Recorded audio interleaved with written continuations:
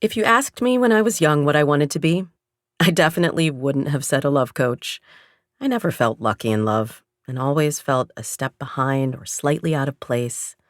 I was never asked to prom, or homecoming for that matter. My first kiss was during a game of Truth or Dare at age 16 with some rando named Adam. Or was it Paul? Maybe John. Honestly, I barely remember it, and he probably doesn't either. Don't get me wrong. I wasn't the nerdy, ugly duckling that you might be picturing.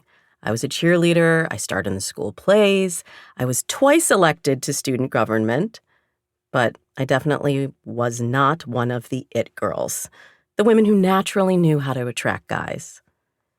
When I went to college, I felt like I was the only virgin there.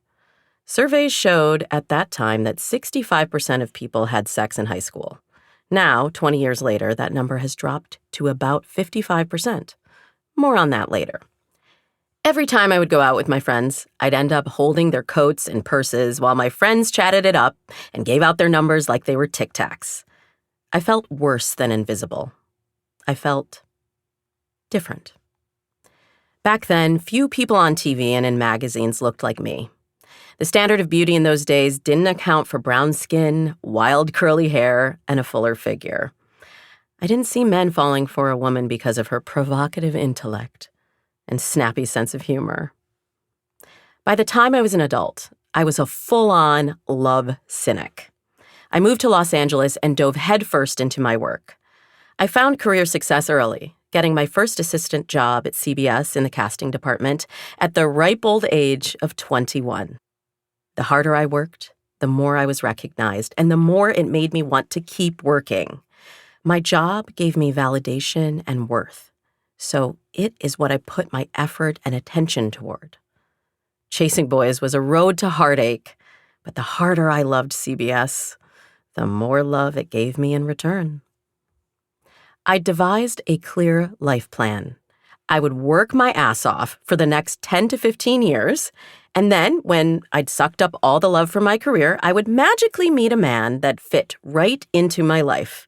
I wouldn't leave this coveted yet exhausting career as a casting director to have kids, but I told myself that my future husband would somehow make it all work.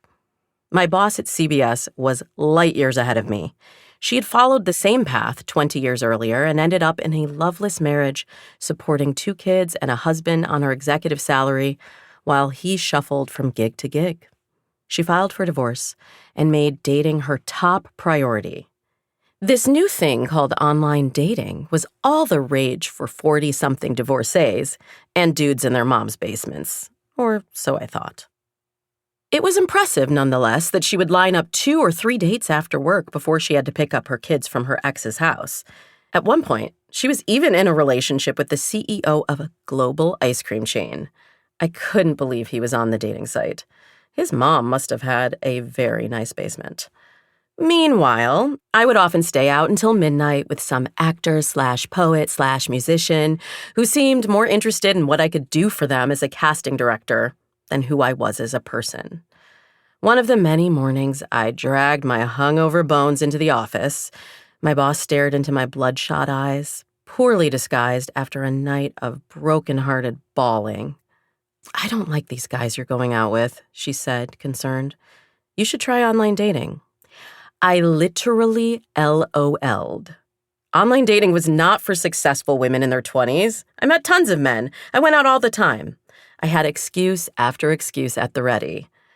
Yet, as I stared at my Dickensian ghost of dating future, it began to make sense.